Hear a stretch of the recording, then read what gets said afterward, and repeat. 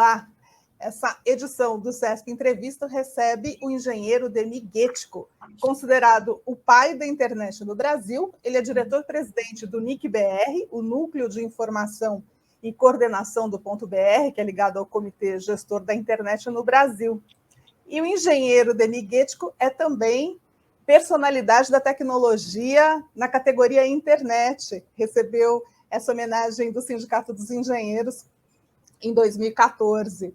Muito obrigada, engenheiro, por estar conosco hoje e conversar conosco aí sobre a internet no Brasil. Qual é esse cenário do acesso à internet no Brasil hoje? Que situação nós temos em relação a isso? Bom, eu vou falar dentro da visão, digamos, limitada que eu tenho a partir do NIC. Nós, na verdade, medimos essas coisas, né? Nós temos também, digamos, atividades de ajuda na infra, né? Como pontos de troca de tráfego, como o pessoal de segurança de redes, como o pessoal que mede banda larga, etc. E tal, isso aquilo. O que a gente viu, em primeiro lugar, é que na pandemia houve, evidentemente, um grande afluxo, né, a serviços via rede, era a única solução que você tinha.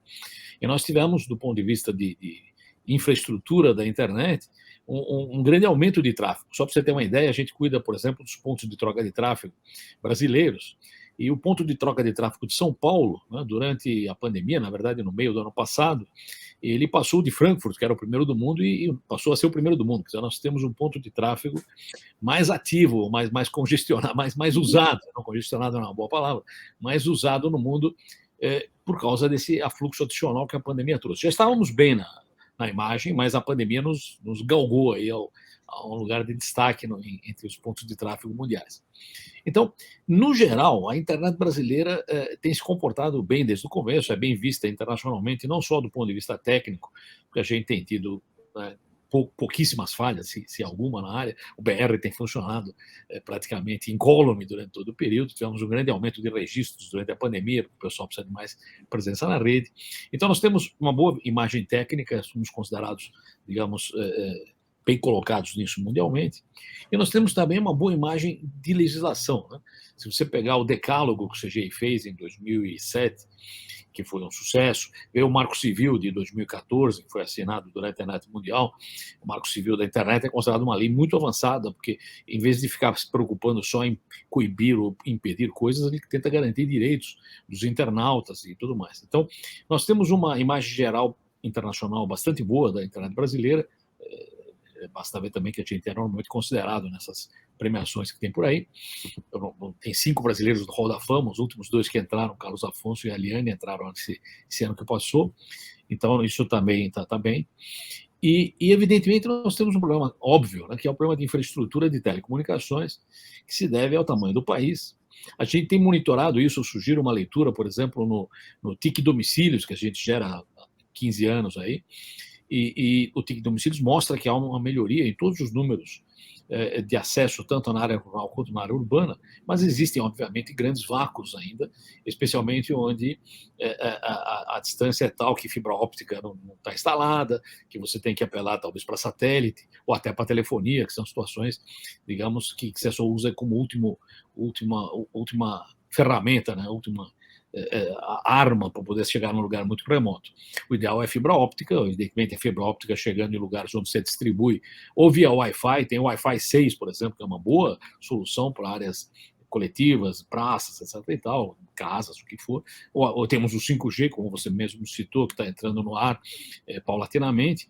Então, o que eu vejo é que existe um arcabouço de ferramentas que vai ajudar no acesso à internet. Não há uma bala de prata. A bala de prata, de fato, é você levar a conectividade via fibra para rincões longínquos, porque a fibra é a base de tudo.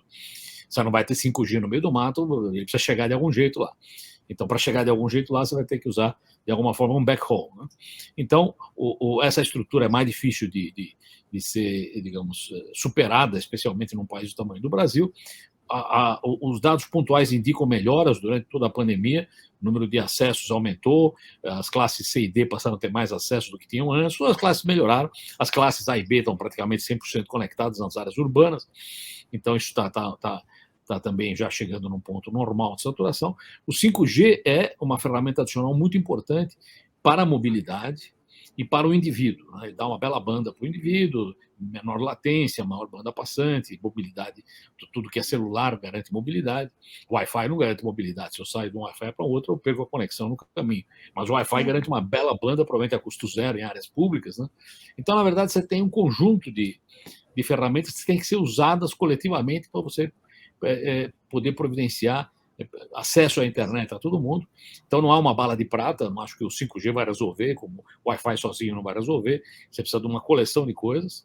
O 5G é muito bom, como eu falei, em áreas populosas, porque você consegue mais gente na mesma célula e você consegue mais banda e menor latência, então vai ajudar as comunicações nessa região. Não é a solução para a área rural, não é a solução para o agronegócio, mas, em suma, você tem que ter um leque de soluções que consigam, de alguma forma, melhorar a nossa situação, que, como falei, tem melhorado, mas ainda tem grandes lacunas.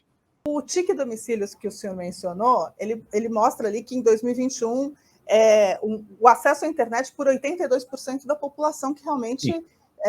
E isso que o senhor mencionou também, esse crescimento no período da pandemia, porque as pessoas tiveram que usar. Mas ele também mostra um contingente de 35 milhões de pessoas sem acesso. Sim. Que eram provavelmente 50 ou 60 milhões uns 5 anos atrás. Quer dizer, obviamente, nós não gostaríamos de ver esses números, mas se olhar a derivada deles tem sido boa, positiva e com uma inclinação boa. A segunda derivada também é boa para falar, já que estamos falando de engenharia. Tá certo. Nesse quadro, então, quando que a gente pode imaginar uma situação ideal, usando esse conjunto de ferramentas que o senhor mencionou? Não tem uma só solução, é preciso lançar mão de todas as possibilidades, conforme a possibilidade e o caso, talvez. Quando que a gente pode imaginar uma situação mais ideal de acesso à internet, tendo em vista que acesso à internet é praticamente como energia elétrica, né? Para as pessoas poderem fazer uma série de coisas, não é só entretenimento, muito longe disso. Então, sua analogia é ótima. Façamos analogia com a energia elétrica. Há energia elétrica para todo mundo no Brasil, em qualquer lugar? Acho que provavelmente em alguns lugares não tem. Então, quer dizer, é claro que não podemos ser, digamos, otimistas sem base. Quer dizer, em alguns lugares vai ser muito difícil você ter acesso à internet nos rincões mais longínquos. O que eu posso dizer a favor da situação brasileira, em primeiro lugar, é o seguinte: nós temos uma população que, primeiro, não é avessa à novidade. Isso é muito bom, quer dizer, nenhum brasileiro tem medo de usar celular, mesmo sem ter a menor ideia do que seja aquilo. Quer dizer, você consegue as pessoas usarem aquilo com um grande distanciamento do que está por trás ou qual é a tecnologia. Usa-se porque está funcionando e rapidamente isso é assimilado. Tem gente que usa celular e não é nem alfabetizado, teoricamente. Então, isso é uma boa perspectiva. Quer dizer, nós temos um pessoal que o fato de ser, digamos, também muito... digamos, afeito a novidades, faz também com que a gente seja menos afeito a proteger a privacidade. Então, o brasileiro não protege muito a privacidade, põe os dados à vontade. E se comparar com europeus, por exemplo, que estão numa fase bem complicada hoje em dia, com as leis lá de restrição, nós temos um cenário diferente aqui. Mas para acesso à internet, esse é um cenário positivo. Quer dizer, nós gostamos da novidade, nós não temos medo de pular num espaço em que não sabemos exatamente o que vem. Isso eventualmente pode nos causar um problema posterior de segurança de dados, de privacidade, mas essa é uma outra discussão. Então, do ponto de vista de população, nós temos uma boa vontade para aceitar isso e não temos resistências a isso. Claro que a internet também tem mudado. Quer dizer, se olhar a internet no começo dos tempos, em 91, quando tivemos os primeiros pacotes TCP/IP, em 88, 89, quando registramos o BR, você tinha só texto e quando você tinha uma banda de 9.600 bits por segundo, era considerado banda rápida. Quer dizer, hoje isso não passa nada, quer dizer, você precisa de certamente mega ou giga, em caso de instituições, para você ter, digamos, acesso ao serviço, porque os serviços ficaram muito mais pesados do que era. Então, a pergunta sua não é simplesmente quando tem acesso. Existe uma nova frase hoje que é dita por aí, que é o acesso significativo. Quer dizer, não adianta você ter acesso à internet, você tem que ter acesso à internet, mas um acesso tal que permita você usar o ferramental do dia a dia. Se você tiver acesso à internet, mas não conseguir usar as ferramentas de governo digital, por exemplo, ou não conseguir se cadastrar num serviço específico, não adianta você ter acesso a, digamos, mensageria automática, você está usando, se ela recebe uma mensagem. Se você não tiver acesso ao que a internet hoje exige de você para te dar serviço, que são, em geral, ferramentas mais sofisticadas, o que adianta você estar em casa trabalhando remotamente se você não consegue usar ferramentas tipo Zoom ou tipo reunião que exigem bandas maiores. Então, existe uma segunda qualificação do acesso, que é o chamado acesso significativo. E só para dar um parâmetro de novo, se comparar lá os dados do TIC domicílios e tudo mais, a gente tem uma grande parte da população, até pelo que eu falei, usando em cima de celular. Eu, por exemplo, nesse instante, estou usando micro, usando o Notepad aqui. Né? O acesso via celular é um acesso mais superficial, porque você tem que trabalhar rapidamente. Na verdade, é a evolução do telefone. Né? Você vai usar mensagens curtas, você não vai fazer um grande estudo usando um tecladinho daqueles lá. Então, de novo, isso também é um acesso qualificativo. Dependendo do serviço que você quer, se eu vou escrever um texto científico, vai ser difícil que eu faça isso usando um celular. Então, eu tenho acesso à internet porque eu tenho celular. Eu estou no meio do mato com celular e uma banda de satélite, o que for, eu consigo de alguma forma acessar, mas será que esse acesso resolve o que se espera de um acesso à internet para acessar os serviços que a gente quer? Claro que você não precisa poder acessar vídeo de alta qualidade, mas os serviços exigem mais. Então, eu dividiria isso, em primeiro lugar, no acesso a áreas remotas, segundo, no acesso chamado significativo, quer dizer, um acesso que permita que não seja só um acesso nominal.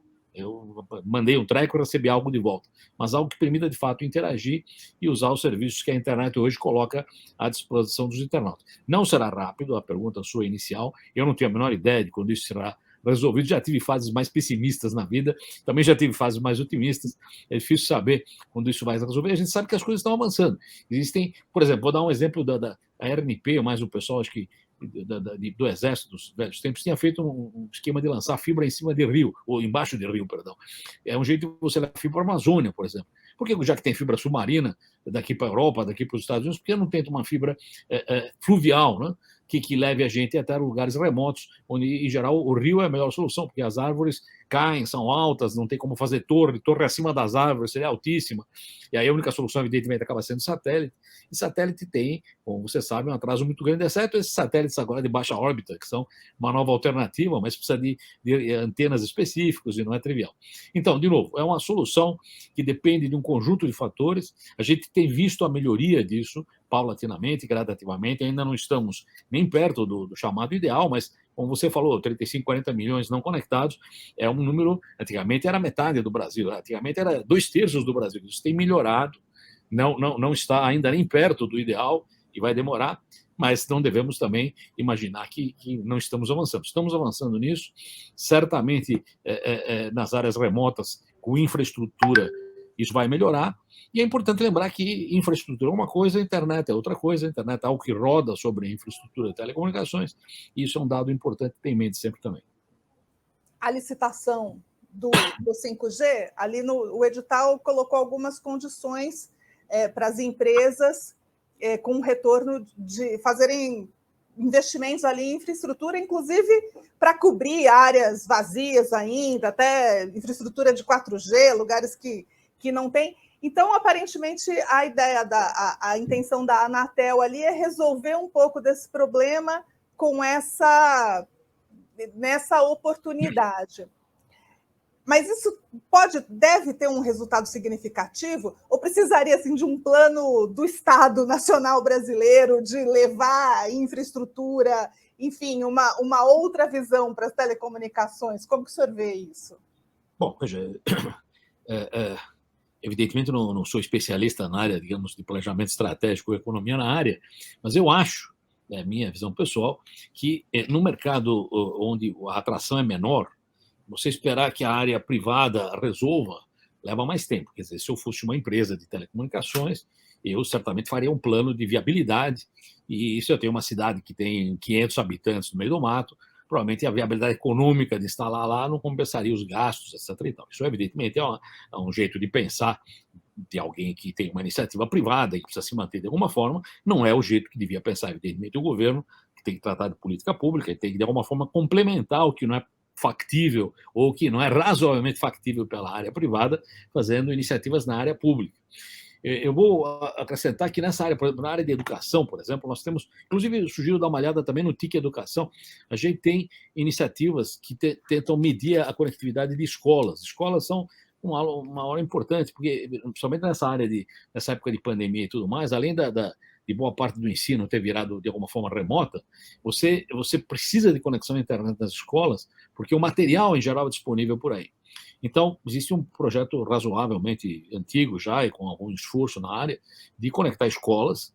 Nós temos distribuído medidores de banda nas escolas para ver se as escolas estão bem ou mal conectadas, com que banda está. E tem aquelas perguntas típicas, quer dizer, a conexão da escola atende só os professores, atende só a secretaria, atende também os alunos, quantas conexões existem por sala de aula, os caras podem ir com celular ou não, vão com micro ou não, um micro só é dividido por vários alunos. Essas coisas são difíceis, né? E vou dar um exemplo bobo dos velhos tempos. O Nicolas Negroponte tinha um projeto de um computador por aluno. E ele dizia, olha, todo aluno tem que ter um computador. Porque imagina se você dissesse nos velhos tempos que, olha, tem um caderno, mas esse é o caderno da classe. Então, cada um tem direito de usar o caderno por 5 minutos. Você vai lá, usa o caderno, escreve, aí passa o caderno para o colega, ele escreve, aí passa o caderno. Isso seria uma barbaridade nos tempos antigos. Não tem sentido você usar um caderno coletivo. Então, da mesma forma, dizia o Nicolas Negroponte, todos os alunos deviam, de alguma forma, ter um equipamento deles que servisse para anotar o que fosse, interagir com o professor, com a aula, com a internet, etc. E tal. E ele dizia ainda mais, isso aí é importante, porque ele leva para casa isso aí. Tem lugares na Índia, por exemplo, em que não tem energia elétrica, e eles usam a luz que vem do micro para poder fazer atividades de noite em casa até acabar a bateria, depois recarrega de novo na escola. Quer dizer, atividades, digamos, não convencionais que um equipamento eletrônico poderia permitir. Então, eu acho que temos que pensar dessa forma, quer dizer, nós estamos nesse mundo novo, atolados nele, precisamos entender como esse mundo funciona, mas certamente algumas coisas do tipo, vamos compartilhar um notebook, ou vamos compartilhar um celular, não fazem sentido nenhum. Então, se uma escola dá acesso aos alunos, ela tem que prover espaço. Provavelmente a escola não tem como prover um micro para cada aluno, mas havia um plano disso. Acho que o Uruguai avançou nessa área, a própria Índia avançou nessa área de One Computer per Child, era um programa do Negroponte, do Media Lab, que agora, evidentemente, não sei mais que fim levou, mas era um programa que tinha lá a sua penetração. Talvez, evidente, tem que ser reatualizado, isso provavelmente tem outras leituras atuais. Mas acho que a escola é um excelente lugar para começar, primeiro porque como todo mundo sabe, os nativos digitais são mais hábeis do que nós, os antigos. Então, eles conseguem rapidamente absorver isso e eles seriam um ponto focal de distribuição em casa.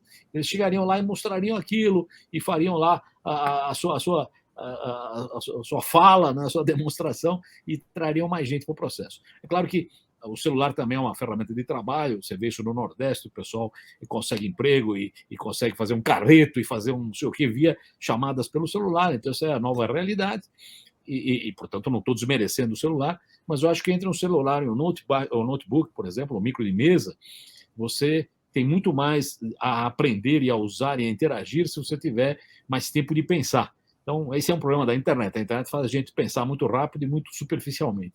Então, se o equipamento também é superficial, aí nós estamos numa situação ruim, somando duas coisas superficiais. Então, talvez um esforço maior para equipamentos mais, digamos, que permitam mais pensamento sobre aquilo, mais meditação sobre o que eu estou fazendo, e não simplesmente algo muito instantâneo.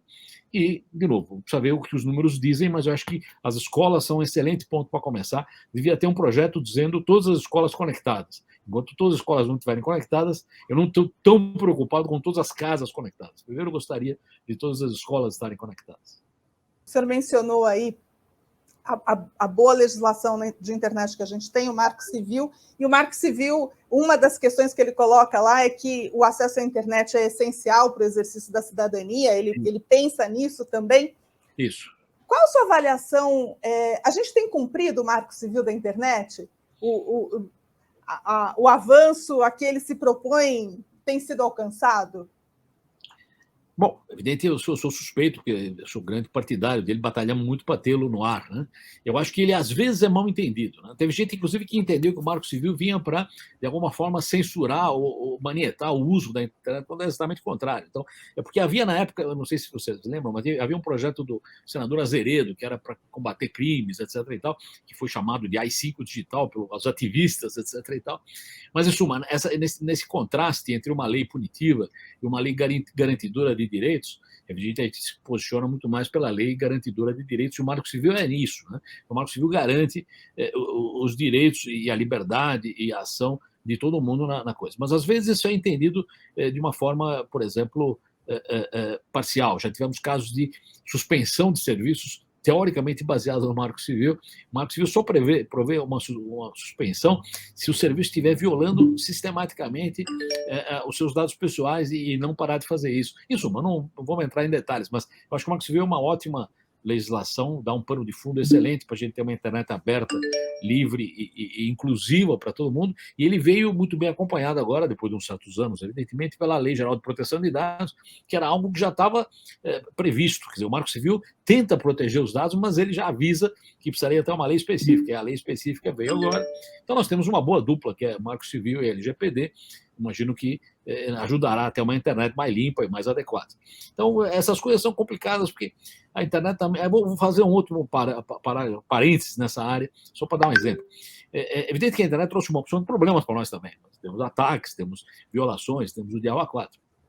Mas eu acho que existe um erro de semântica aí, que é chamar isso de internet. Quer dizer, internet, como eu falei, como disse alguns exemplos bobos aí, é uma infraestrutura que não tem fronteiras, que pervade toda a área, que atinge todo mundo, tem que ser mantida assim. Sobre ela são construídas coisas com méritos ou deméritos, com qualidades ou defeitos, que são construções sobre ela. Isso não é culpa dela. Ela simplesmente permite que essas coisas sejam construídas sobre ela, mas essas coisas em si têm que ser examinadas uma a uma, e não a internet como um todo. Então, o exemplo besta que se diz aqui, eu dou eventualmente, que alguém é contra a eletricidade? Não, todo mundo é a favor da eletricidade. Você também é a favor de cadeira elétrica? Não, cadeira elétrica eu sou contra. Não, cadeira elétrica é feita com eletricidade. Não, mas se a eletricidade é uma coisa, cadeira elétrica é outra coisa. Você pega uma serra elétrica e serra uma floresta, não é culpa da eletricidade que você serra uma floresta. Então, às vezes nós misturamos esses temas e não, precisa regular a internet, precisa impedir. A internet é a eletricidade, é uma infraestrutura na qual crescem coisas úteis e coisas nocivas. Cabe ao poder público, evidentemente, examinar o que é nocivo, tentar colocar regulação ou barreiras nas coisas nocivas, aquilo que está aí afetando o cidadão. Mas isso não devia se envolver com a infra em si, que é a internet, que é como alguém citou outro dia, como o ar, que não tem fronteira. O ar que está no Brasil é o mesmo ar que está nos Estados Unidos, é o mesmo ar que está na Europa. Se tem poluição no lugar, essa poluição se espalha por todo o ar ao mesmo tempo. Então, nós temos que preservar isso aí como um ambiente saudável, e em cima disso são construídas coisas. Algumas delas meritórias, outras delas perniciosas, outras delas com efeitos colaterais. Isso não pode ser confundido com a internet em si. Me lembrei agora, você falou aí da eletricidade da cadeira elétrica, me lembrei do filme que conta a história de como Thomas Edison inventou a cadeira elétrica sem querer. Aquele do elefante aí, tem isso era discussão com Tesla, é isso mesmo. Que tristeza. Engenheiro Demiguetico, muito obrigada pela participação, pela atenção, pela disponibilidade conosco. Muito obrigado, sempre à disposição dos colegas engenheiros, uma grande categoria da sociedade. Um grande abraço. Um abraço.